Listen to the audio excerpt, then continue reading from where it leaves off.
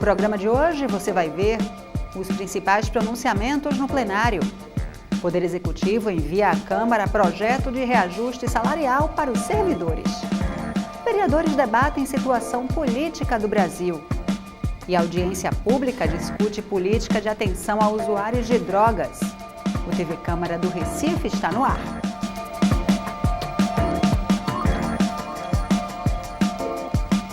Olá, começa agora mais um TV Câmara do Recife Online. O projeto do Executivo com a proposta de reajuste salarial dos servidores municipais foi encaminhado à Casa de José Mariano.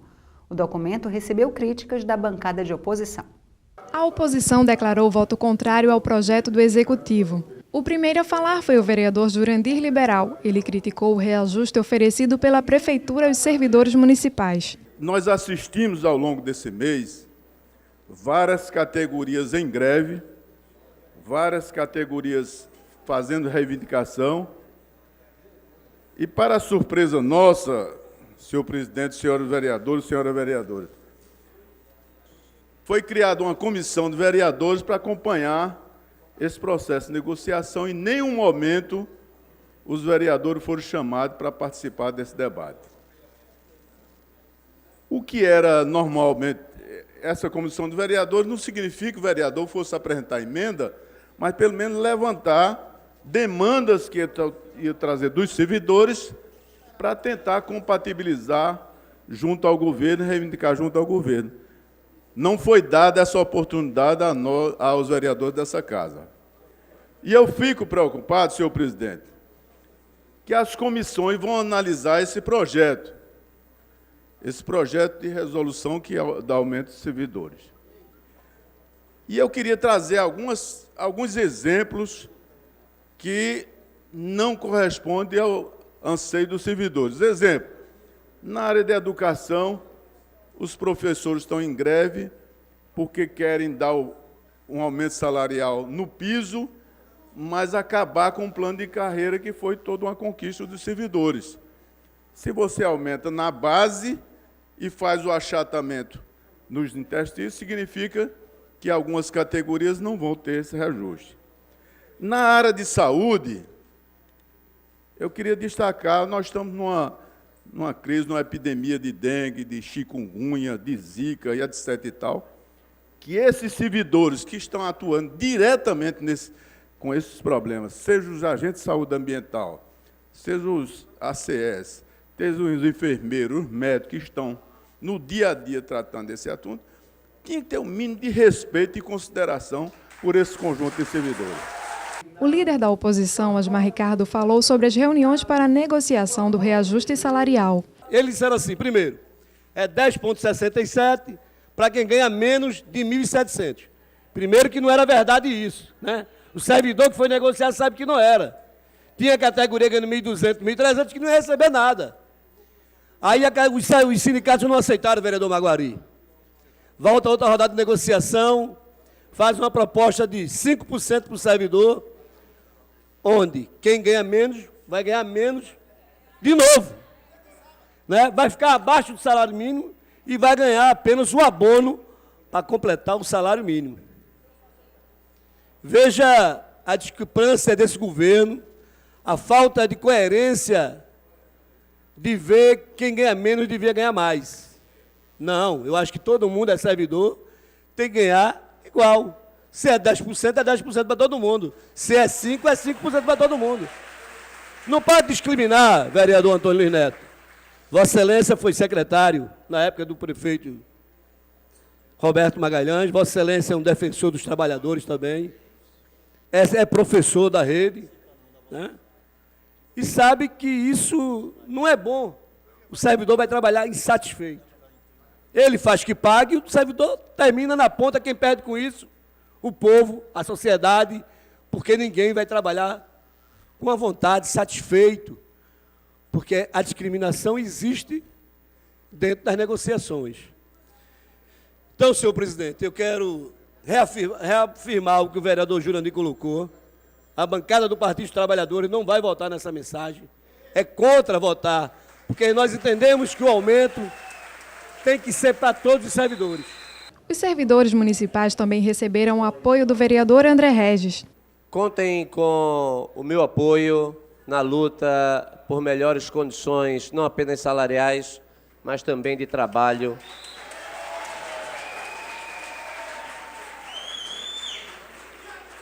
E aqui eu faço um registro especial aos professores, às professoras, em decorrência do fato de ser professor e de conhecer a realidade da rede municipal de ensino. Senhor presidente, eu faço aqui o registro de que, utilizando os professores como exemplo de profissionais dedicados que trabalham todo dia na diversidade, como vários profissionais aqui, seja de enfermagem, seja de odontologia, seja dos profissionais de saúde. Nós temos... Eu pergunto, será que se não diminuíssemos o número de 34 secretarias, não teríamos mais recursos para os servidores?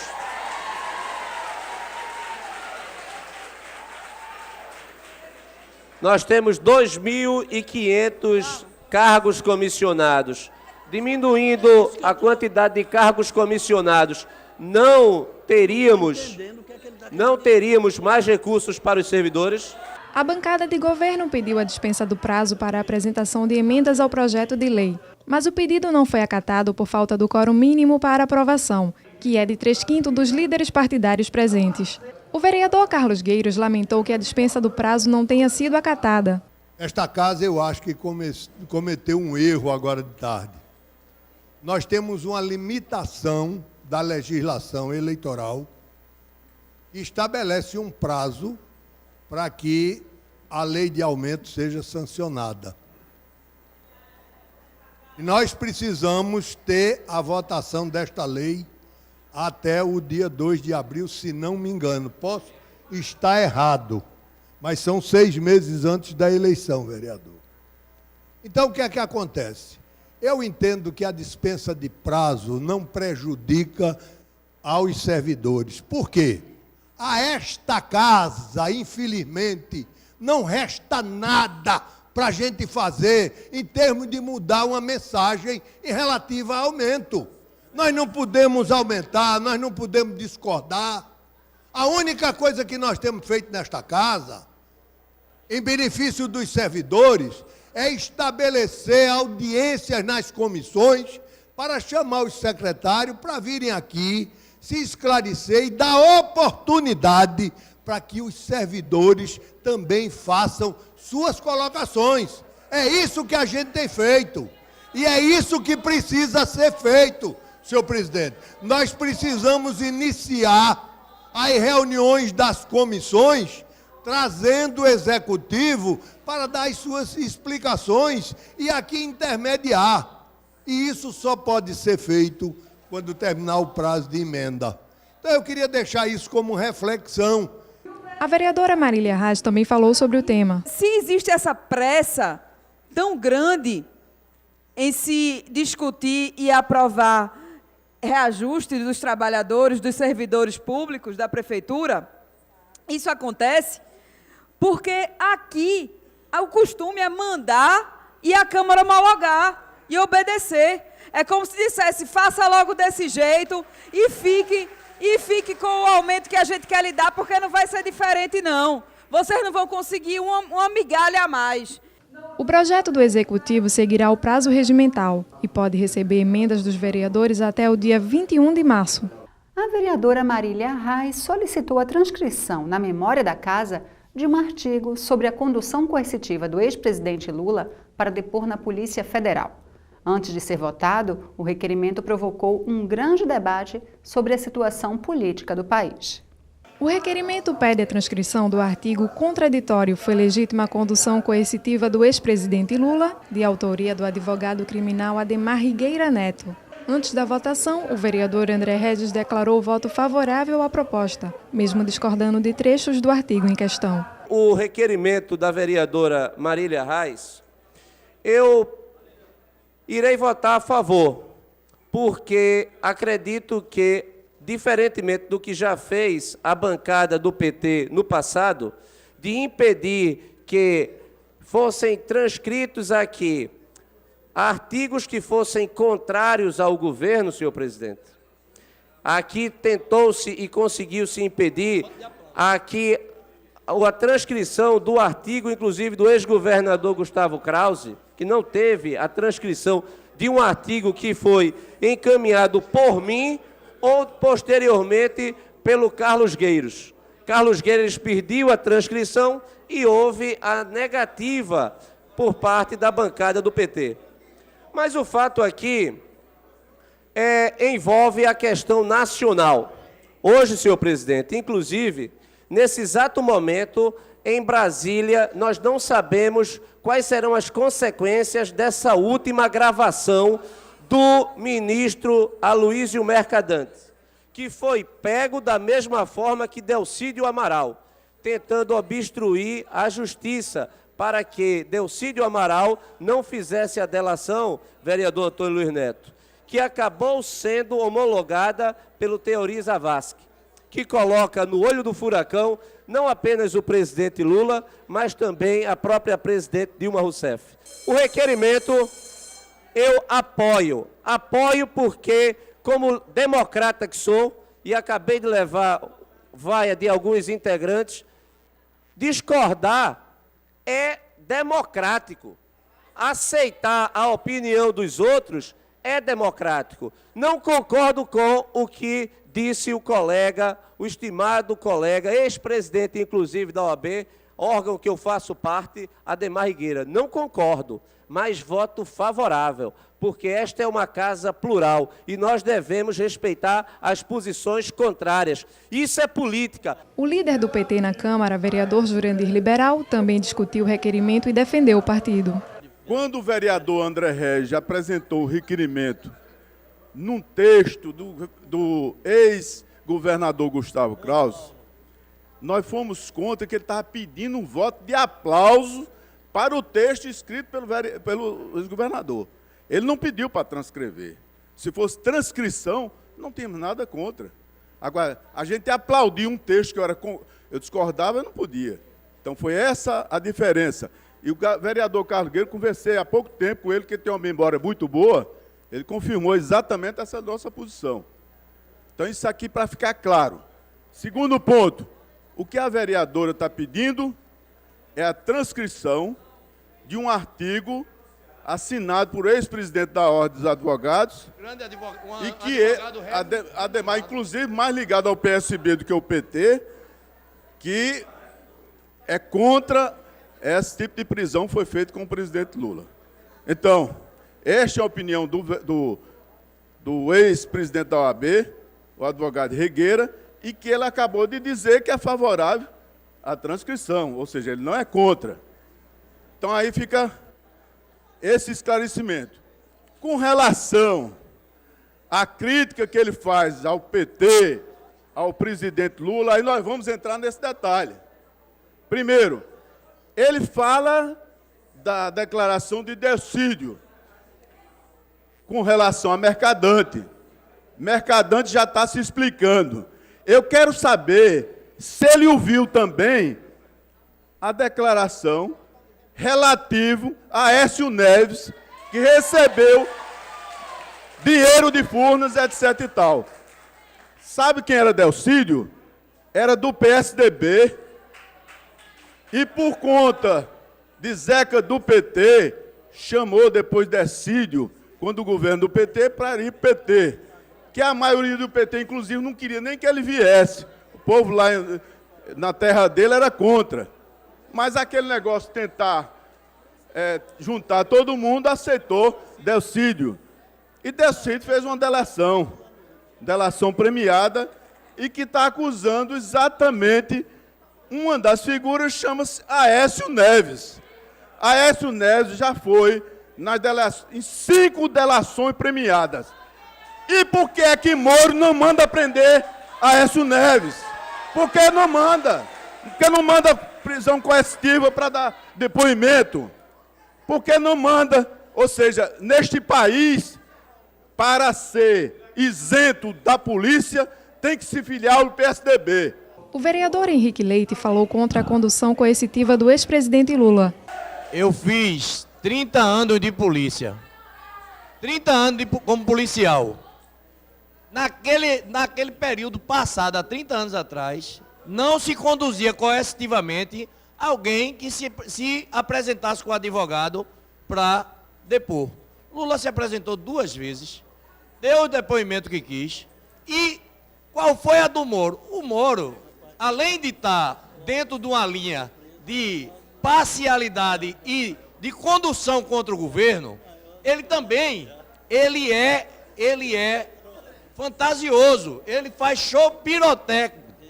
Ele devia fazer concorrer com Spielberg. Porque quando o Supremo decidiu denunciar e garantir que Cunha fosse processado, ele, para abafar a ação de Cunha, no outro dia ele fez aquela condução coercitiva. E aí foi um crime de ilegalidade, de desrespeito aos direitos humanos, de tudo que tinha direito. Nós não queremos que ninguém isso aqui não seja investigado, não. Eu acho que tem que ser investigado. Já Osmar Ricardo lembrou mudanças que ocorreram na gestão petista. Só querem investigar o PT, criminalizando o Partido dos Trabalhadores. Um partido que deu mais educação ao povo do Brasil, que criou mais universidades e mais escolas, que deu condições do pobre, do negro estudar. Porque no governo Fernando Henrique, a história era privatizar as universidades. E a gente criou universidade no Brasil todo. A diferença é que a gente tem mais projetos sociais. Por isso é o medo deles que o povo vá para a rua. As ONGs, tem um deputado federal da direita, do DEM, que apresenta um projeto de lei, uma PL, para investigar sindicato e ONGs. Olha só, isso é um camarada que não quer ver o debate político da sociedade. Parece que ele não viu a transformação que o governo do PT, durante os 12 anos, e mais esse mandato da presidente Dilma, vem fazendo pelo Brasil. A autora do requerimento, a vereadora Marília Reis, defendeu a proposta. É um artigo escrito por um advogado que tem posição, inclusive, bastante próxima do PSB. Mas, apesar disso, teve posicionamento bastante lúcido, considerando ilegal a condução coercitiva praticada contra o ex-presidente Lula. Independentemente da posição política, é importante que a gente defenda a legalidade, a isenção das instituições, o que não está acontecendo no Brasil hoje. Hoje a gente está visualizando um cenário de golpe. Um golpe que em 64 foi praticado pelos militares, agora no final do mês vai fazer 52 anos, e hoje está sendo praticado pelo judiciário. E a gente vê pelas atitudes do doutor Sérgio Moro, dos promotores do Estado de São Paulo, que fizeram um papel de 2 patetas, fazendo aquele pedido de prisão preventiva do ex-presidente Lula, e diversas outras atitudes que se configuram, de fato, um golpe à democracia. E eu achei muito bom o que aconteceu em São Paulo, nos protestos, nas manifestações que houve no dia 13. Começou a serpente que estava sendo gestada naquele ovo, a serpente do fascismo, que a gente viu sendo gestada naquele ovo de casca transparente, se voltou para morder os seus cultivadores, que foram Aécio Neves, Alckmin e tantos outros que apoiavam o golpe, que foram hostilizados pela própria multidão que eles procuraram arregimentar. Então isso é uma amostra de que o feitiço pode virar contra o feiticeiro, que não se pode fazer apologia a golpe, que um dia a vítima é o PT, outro dia a vítima pode ser outra corrente política. Um dia é Lula, que é conduzido coercitivamente de forma ilegal, passa 2 horas desaparecido, é conduzido sem a presença do seu advogado. Outro dia pode ser um vereador, pode ser um deputado, pode ser qualquer cidadão que esteja sendo investigado e que, por coincidência, entre aspas, discorde do poder e de quem manda e de quem está tentando praticar o golpe. Então, é por isso que eu defendi que a transcrição fosse feita aos jornais dessa casa, pela forma isenta com que o advogado Ademar Rigueira se posicionou nesse momento tão delicado da política do Brasil. O Anderson Florencio citou as manifestações populares contra a corrupção. A maior movimentação, o maior protesto, manifestação popular da história do país, maior do que as diretas. De fato, o povo brasileiro não admite mais, o povo brasileiro ele não aceita ser conivente com os bandidos que estão de frente da gestão federal do nosso país. O brasileiro não vai aceitar isso e mostrou no dia 13 de março passado, um dia que entrará para a história do país. No final da discussão, o requerimento foi aprovado. No Dia do Consumidor, Michele Collins chamou atenção para a fiscalização dos serviços oferecidos pelos planos de saúde. Existem ainda muitos abusos por parte de algumas empresas aos consumidores. Inclusive, nós estamos promovendo aqui na casa, nós fizemos uma pesquisa e descobrimos que o maior número de reclamações no PROCON é dos planos de saúde. Então, nós estaremos realizando aqui nessa casa também uma audiência pública, trazendo as empresas de plano de saúde, trazendo também a organização que regulamenta os planos de saúde, para poder discutir esse assunto, porque, infelizmente, é na hora que as pessoas mais precisam, na hora da enfermidade, na hora da dor, que precisa, quem tem condições, né, de ter um plano de saúde, que muitos, infelizmente, não têm, e depende da saúde pública, que tem deixado muito a desejar. Os hospitais estão superlotados, né? Os funcionários, a exemplo do que a gente está vendo aqui, mal remunerados, sem reconhecimento, e a gente precisa mudar essa história. Então, muita gente que tem planos de saúde está sofrendo também, e nós vamos fazer também algumas denúncias relacionadas à CELP, às contas de energia, e a gente vai estar trazendo essas discussões aqui para esta casa e dizer que nós estamos atentos, como hoje é o Dia do Consumidor, nós trazermos esse tema também para ser lembrado nessa casa. Amaro Cipriano Maguari cobrou a regularização dos direitos trabalhistas de cambistas do Jogo do Bicho. Estive no Palácio do Governo conversando com alguns secretários referente a essa questão do Jogo do Bicho aqui em Pernambuco, e que não existe loteria no estado de Pernambuco. Não existe um fundo social para ajudar as pessoas carentes das nossas comunidades. Qual é a direção social que temos em Pernambuco sobre o Jogo do Bicho? São banqueiros do Ceará, banqueiros do Rio de Janeiro, de São Paulo, de Minas Gerais, que exploram o jogo aqui em Pernambuco, e o governo está parado nesse sentido. Eu questionei e vou continuar questionando. Até uma audiência com o doutor Gilvano Santoro, da Polícia Federal, eu já estou marcando, esperando só o dia da audiência, para que possamos ter o Jogo do Bicho, mas dentro de um sistema que ajude o povo pernambucano. A gente sabe muito bem quando existia a AVAL, que era a Associação dos Vendedores Autônomos de Loterias, nós tínhamos assistência médica, nós tínhamos auxílio funeral, tinha tudo. Todo exame de ressonância magnética, tomografia computadorizada, tudo era pago pela AVAL, e tinha uma assistência para os cambistas. E do jeito que está, não tem nada, e o jogo está sendo explorado. Tem a loteria do estado da Paraíba, que eu estive lá, fui em Fortaleza, conversei com o pessoal de Fortaleza. Lá em Fortaleza, o jogo passa na televisão, o jogo corre na televisão, todo mundo vê. Aqui não tem loteria, tem programa de computadores lesando o povo pernambucano, e o governo está de mão atada. Então, a gente tem que ir para outra instância, tomar uma posição. Fui convidado por um banqueiro recentemente, e ele disse: Maguari, você tem razão, o jogo está fraudulento mesmo.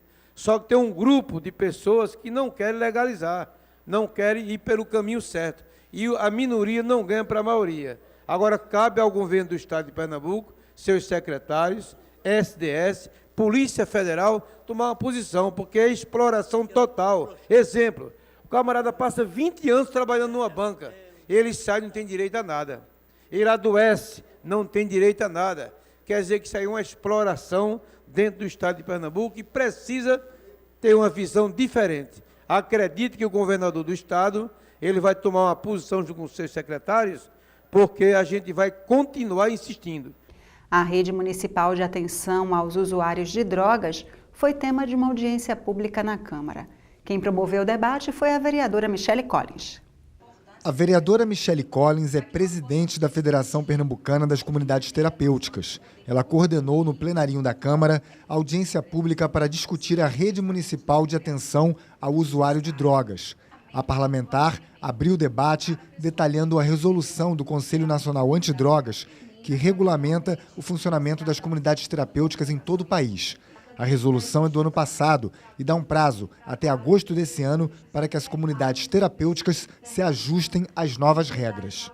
A resolução foi muito importante porque traz uma direção do que é comunidade terapêutica, do que não é. Né? Existe uma confusão muito grande que se fazia entre comunidade terapêutica e clínica. Né? Comunidade terapêutica é diferente, por exemplo, todo o tratamento na comunidade é voluntário, coisa que nas clínicas não é, tem um involuntário. Então, algumas coisas assim, esse marco regulatório veio para mostrar, para esclarecer. Né? Então, é importante a gente poder estar assim e daqui para frente conhecer melhor os serviços, para poder o cidadão ter mais acesso ao serviço imediatamente quando for preciso. A secretária municipal de enfrentamento ao crack e outras drogas, Aline Mariano, disse que a prefeitura vem construindo caminhos para fortalecer a rede de atendimento. A secretária destacou que a prefeitura abriu 150 vagas para custear os cuidados com os usuários de drogas nas comunidades terapêuticas. O edital já foi lançado, o recurso já está garantido e o processo agora é que as comunidades terapêuticas que se inscreveram ou que não se inscreveram ainda possam se habilitar. Então existe o marco regulatório e existe o nosso edital. E através desse edital, as comunidades terapêuticas, eles podem ter essa contrapartida do município. Então, as pessoas que não têm condições de pagar por esse internamento, caso elas queiram fazerem um tratamento numa comunidade terapêutica, o município paga a vaga. Então, é algo assim histórico na nossa cidade. A gente já ter garantido essas 150 vagas para as pessoas que precisam do tratamento. A gente sabe que muita gente que precisa do tratamento não tem condições de pagar. E agora as comunidades terapêuticas que praticamente faziam um trabalho voluntário, elas têm o município dando esta contrapartida. Nós trabalhamos em 3 frentes, que é a prevenção, o tratamento, a inserção e ressocialização. E dentro do tratamento nós temos um cardápio de opções, entre eles as comunidades terapêuticas, que era assim um sonho por parte daquelas pessoas que fazem um trabalho social e filantrópico. Cléo Queiroz, técnica da Agência de Saúde Mental, afirmou que a Secretaria Municipal de Saúde vem reforçando a estrutura de atendimento aos usuários de drogas no Recife. A Secretaria de Saúde ela vem investindo nesses últimos 3 anos na requalificação da rede, né? Nós tivemos toda a rede CAPS reformada, requalificada, foram chamados profissionais do concurso, né? Teve também uma chamada complementar de enfermeiro por meio de uma seleção amplificada. Foram abertos leitos em hospital geral, né? Leitos de internação para poder garantir esse cuidado intensivo. Inauguramos 3 unidades de acolhimento, que é o espaço protegido, onde o usuário pode ficar até 6 meses, podendo ser renovado por mais 6. Temos uma feminina e 2 masculinas. E em vias de, esse ano ainda abrir a infanto-juvenil. Tivemos a implantação do CAPS-AD Infanto-Juvenil 24 horas, que é o Luiz Cerqueira, fica no Distrito 1. O CPTRA, que é um dispositivo antigo na Recifense, ele já está em funcionamento 24 horas. Então, assim, vários serviços foram abertos para agregar essa rede de cuidado no campo da saúde, né? E agora tem que fazer, como eu falei, a interlocução, o diálogo com outras frentes que estão se abrindo e cada um ter seus campos bem definidos nesse cuidado, nessa assistência ao usuário de drogas. Cresceu muito nos últimos anos o número de pessoas que adoecem por causa das drogas, segundo a representante do INSS, Tereza Cristina Souza. Ela disse que o custo para a Previdência com segurados, dependentes químicos, impossibilitados de trabalhar, aumentou bastante. E para tratar esses pacientes, entram em cena as comunidades terapêuticas. As comunidades terapêuticas, elas seriam parceiras à medida que elas recebem esses sujeitos e precisam trabalhar com ele a perspectiva da reinserção na sociedade. Eu acho que essa seria a grande parceria, de não trabalhar o indivíduo na perspectiva do isolamento, mas de garantir que esse indivíduo ele frequente o território, ele faça uso dos sistemas que a política de saúde oferta e contribuindo para que ele passe menos tempo possível isolado nesse processo, né? Garantindo a sua inserção na sociedade. Quanto ao funcionamento das comunidades terapêuticas, cabe à vigilância sanitária fiscalizar e autorizar. Ela precisa atender tudo que a legislação manda.